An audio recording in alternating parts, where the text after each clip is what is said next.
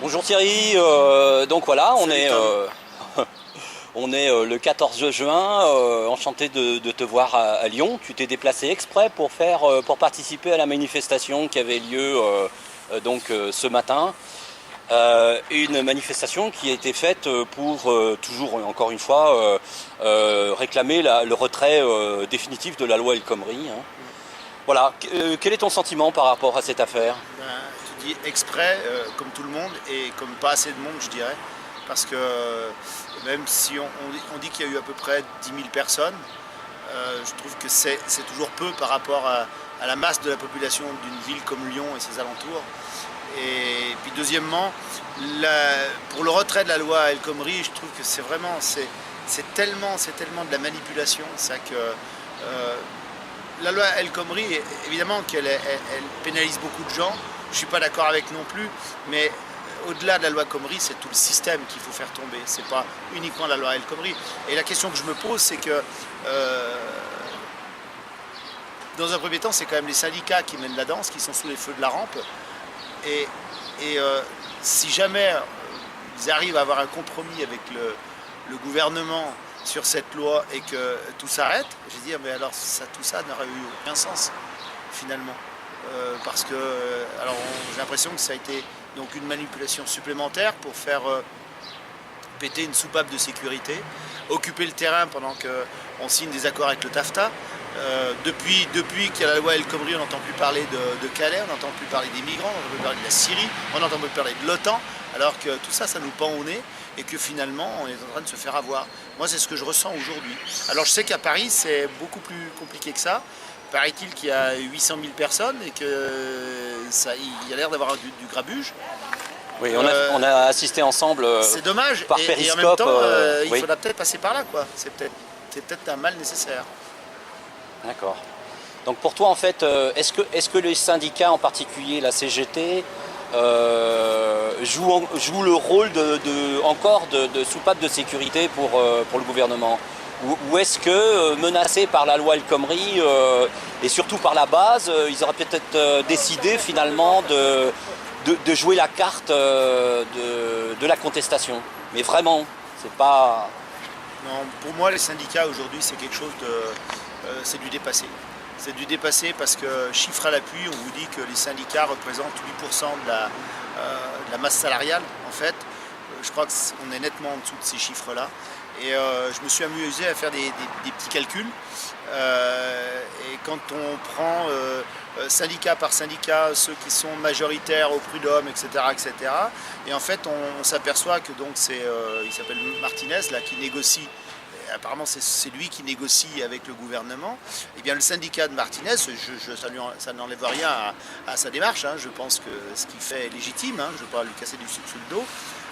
Néanmoins, il représente 1,01% de la population qui discute avec un système qu'aujourd'hui, plus de 90% des gens du pays ne veulent plus. Alors, qui discute avec qui ? Et nous, qu'est-ce qu'on est? Quand les gens vous parlent des 99%, c'est nous les 99%.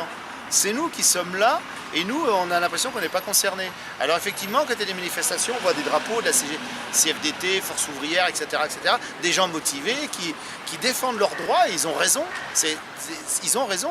Mais ce que je reproche à tout ça, c'est que c'est toujours très corporatif. Où sont les gens du RSI? Où sont les paysans?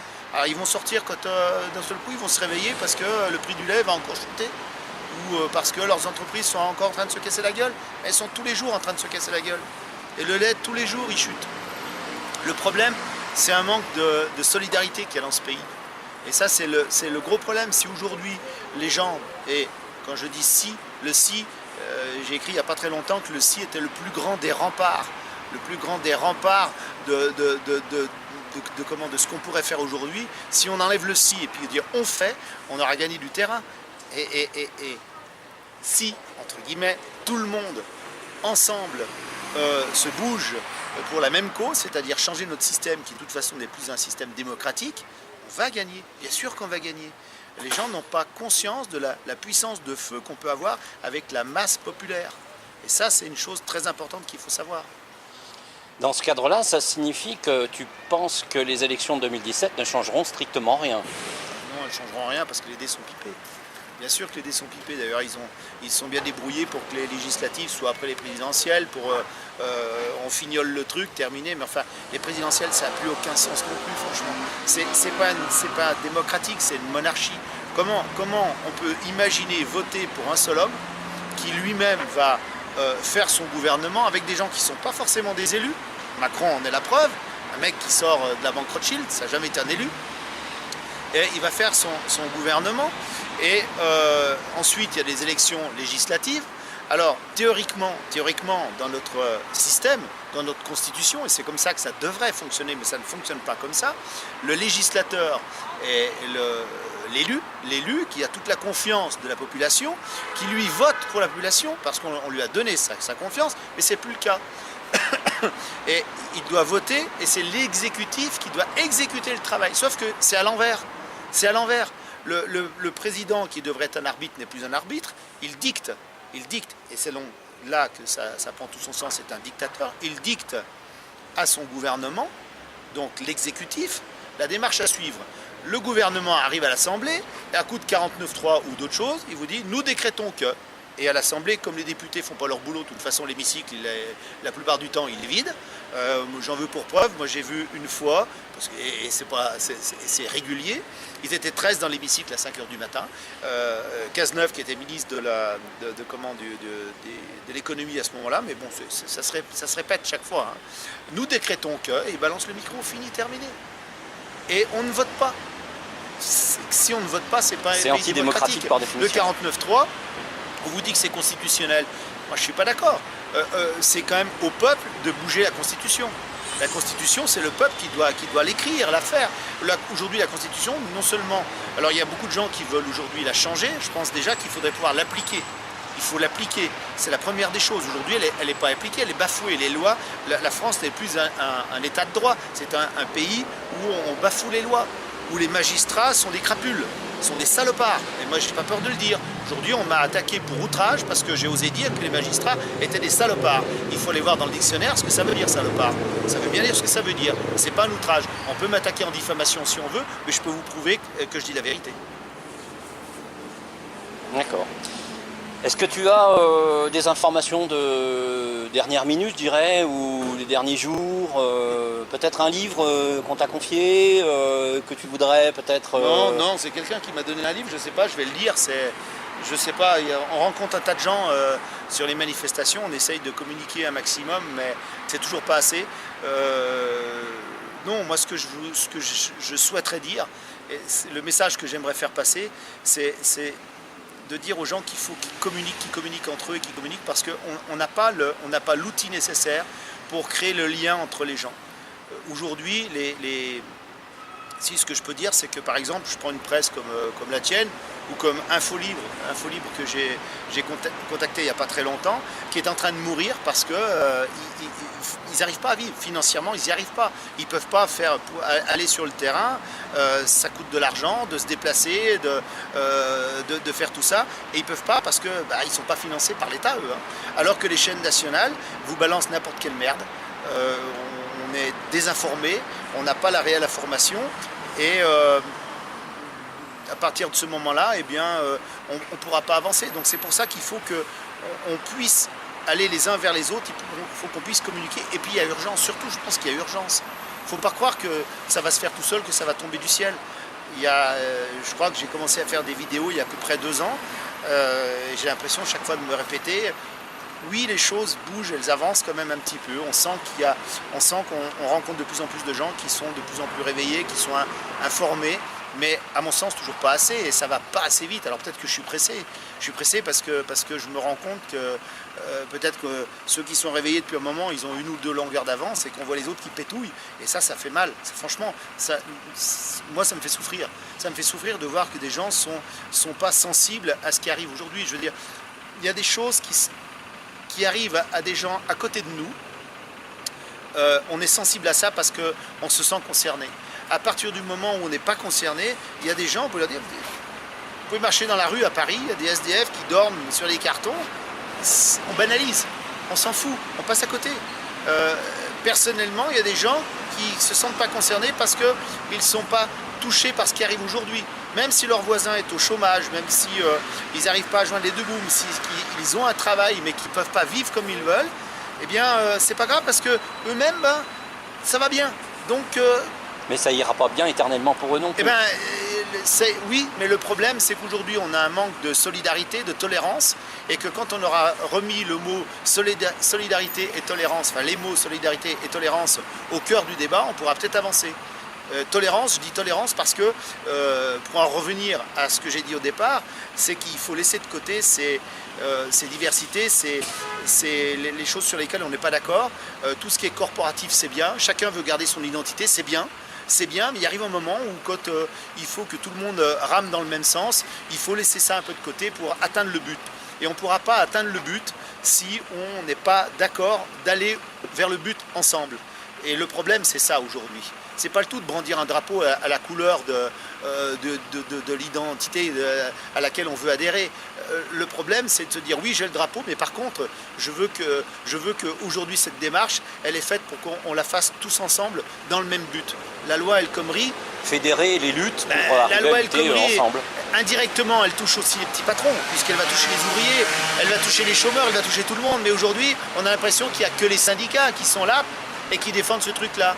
Alors il y a aussi Nuit debout, mais Nuit debout est resté un peu en retrait par rapport à ce que les syndicats font en ce moment. Oui. D'où, je pense, la manipulation de l'État quand même. Ils ont dit, tiens, on va un petit peu étouffer le truc, on va foutre les syndicats, parce que les syndicats, on les maîtrise, parce que c'est nous qui leur donnons à bouffer. Donc voilà, je veux dire, si demain, les gens qui sont syndiqués, les syndicats vivent qu'avec l'argent des cotisations, ça ne sera pas la même chose. Aujourd'hui, jusqu'à preuve du contraire, quelqu'un qui n'est pas syndiqué, dans aucun syndicat, il paye quand même les syndicats sur sa fiche de paye. Donc c'est un peu plus facile. Okay. Et ta situation personnelle, peut-être veux-tu en parler un petit peu ou pas? Ma situation personnelle, je vais dire que je la gère, elle est compliquée comme la situation personnelle de beaucoup de Français, donc c'est même pas la peine de s'étaler dessus. Moi j'ai la chance de pouvoir avoir du caractère et de l'aide de certaines personnes qui ont un côté juridique, je veux dire, important.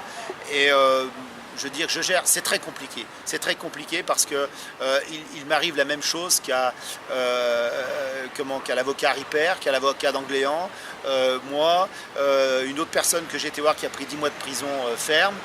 On est dans le même sac. Le problème, c'est justement, une fois de plus, Ripper, je ne le connais pas, mais on a Sébastien qui est dans notre équipe, qui l'a rencontré. On va se rencontrer, forcément. D'Angléan, je le connais bien. Fabrice Bonnard aussi. On connaît tous ces gens-là. Et le problème, c'est une fois de plus, c'est de se rassembler. Ensemble, on est beaucoup plus fort. Et ensemble, leur montrer qu'on n'est pas isolé, il faut rompre l'isolement. Il faut arrêter de se la jouer personnelle, d'être égoïste. Il faut vraiment avoir de l'ouverture sur les autres, avoir de la tolérance, rassembler les gens et avancer. C'est la seule manière d'y arriver. Il n'y en a pas d'autre aujourd'hui. Accepter de faire des concessions sur certaines choses sur lesquelles on n'est pas d'accord, pour se rassembler, pour se battre sur les choses sur lesquelles on partage des vues. Oui, mais les concessions, elles sont pas, c'est pas énorme. Je veux dire, aujourd'hui, si on veut regarder les choses en face, les concessions, c'est quoi? Aujourd'hui, ce qu'on appelle des concessions, c'est des revendications qu'on laisserait de côté, finalement. Mais aujourd'hui, les revendications, que les gens peuvent demander, qui les écoute? Personne. Personne. Il se passe quoi? Aujourd'hui, on vous a foutu un 49.3 dans la figure, et ce qui n'est pas normal. On vous impose quelque chose à des gens qui sont directement concernés, et on dit fermez-la, fermez votre gueule, rentrez dans le rang. Donc ça veut dire que ça ne marche pas. Donc ce n'est pas des grosses concessions, ça veut dire que chacun ne doit pas s'occuper de son problème personnel, mais du problème collectif. Le problème collectif, c'est le système qu'il faut foutre en l'air. Nos politiciens, le système, sont des gens qu'il faut foutre dehors. Le système, il faut l'éjecter. Il faut passer à autre chose, il faut passer à une réelle démocratie. Aujourd'hui, on n'est pas dans un pays démocratique, c'est une dictature déguisée. On a beau essayé de discuter avec les gens de la police. Non, je ne suis pas d'accord avec vous, c'est pas la dictature. Non, d'accord, c'est pas une démocratie directe, mais c'est pas la dictature. Ah bon, c'est pas la dictature?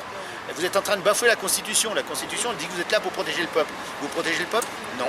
Vous protégez le cul de ceux qui sont en train d'emmerder le peuple. C'est pas tout à fait ce qui est écrit dans la Constitution. Donc le gendarme ne fait pas son boulot. Il bafoue la Constitution. En plus, il a le devoir, article 5 du gendarme, de vérifier l'ordre qu'on lui donne. Et si l'ordre est illégal, il ne doit pas l'exécuter. Est-ce qu'il l'a vérifié? Non, il ne le vérifie pas. C'est-à-dire qu'on est hors Constitution, il ne le vérifie pas, donc on est dans un état de dictature avec une répression policière. Voilà. C'est peut-être pour ça d'ailleurs qu'aujourd'hui, au cours de la manifestation contre la loi El Khomri à Paris, les échauffourées ont apparemment pris une dimension assez inhabituelle. Ben oui, c'est ce que j'ai pu voir sur les vidéos en Cannes, là, comme ça. Je trouve ça regrettable qu'on en arrive là, parce que je ne suis pas quelqu'un de violent, je préfère que les choses se règlent pacifiquement. Malheureusement, je pense qu'on va être obligé d'en passer par là, puisque de toute façon, on ne peut pas se faire entendre, que démocratiquement, on ne peut pas se faire entendre, et que par la force des choses, il va falloir faire autrement. Quand ça rentre pas dans la tête de quelqu'un, il faut le faire rentrer. Et c'est un petit peu ça. Le reproche qu'on peut faire, et qui prouve en quelque sorte que le système est non démocratique, c'est que la première des choses qui aurait dû être faite avec la loi El Khomri, c'est un référendum. Ça aurait été démocratique. Non, je m'arrêterai même pas. Oui, bien sûr, mais je m'arrêterai même pas à cette loi El Khomri. Cette loi El Khomri, c'est un leurre. Vous réfléchissez 30 secondes. Vous avez une ministre qui a le cuit d'une pintade, qui arrive là, qui n'a jamais travaillé de sa vie, et qui est ministre du Travail. Enfin, franchement, qui arrive là et qui pond un truc, elle ne sait même pas de quoi elle parle, elle ne sait même pas faire la différence entre un CDI et un CDD, et elle est en train de parler du code du travail. Non mais franchement... Et on constate en plus qu'en Belgique, ils ont exactement les mêmes textes. Mais parce que le texte est européen, on veut uniformiser tout ça. Et est-ce qu'on est d'accord de... Moi, je suis pas formellement contre l'Europe, et je suis pour la mondialisation, pour les ouvertures, mais il faut faire les choses correctement. Le problème de la France, c'est qu'on a tout fait à l'arrache. On n'a rien anticipé. Il y en a qui sont beaucoup plus malins que les Français, c'est les Suisses. Parce que, pourquoi ils ne sont pas rentrés dans l'Europe? Pourquoi il y a eu les accords de Schengen? Parce que justement, ils y vont progressivement. Ils savent qu'ils ne peuvent pas éviter d'aller dans des formations de groupements de pays. Bien sûr que non, on est obligé pour les marchés, pour un tas de choses.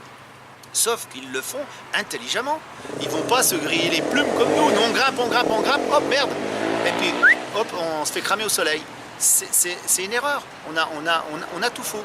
On a tout faux. Par contre, bien sûr qu'il faut envisager de pouvoir travailler avec les pays extérieurs. Sinon, de toute façon, si on vit en vase clos, on n'y arrivera jamais. C'est ridicule.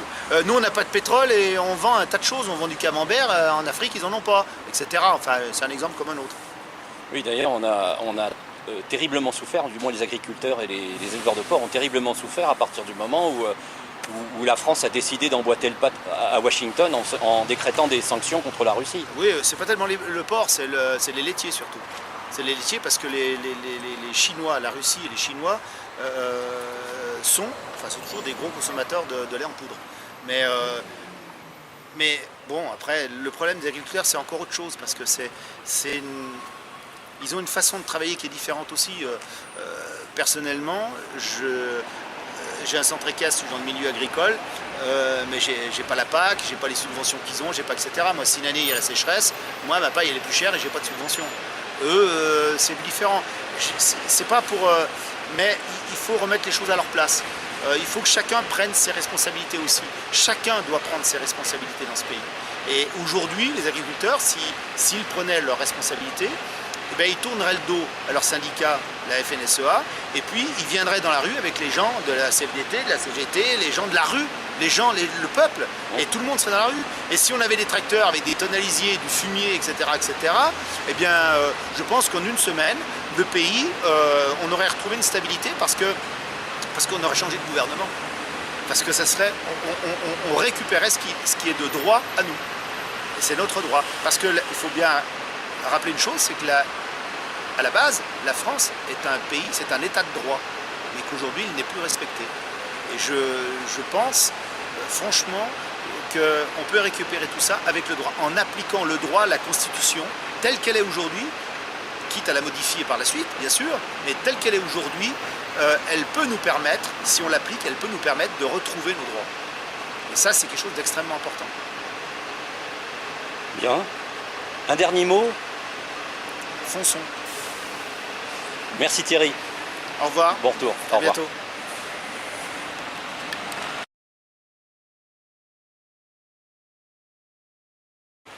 Tiens, prends ton drapeau. Tu l'as mis en route? Oui. Tu prends? Oui. Ça prend le son bien, non? Pas trop. Non. Alors, Moi, je voulais juste rajouter un petit truc parce qu'en fait... Rapproche-toi de la caméra. Ouais, Le verrou. Je veux bien qu'on le voit.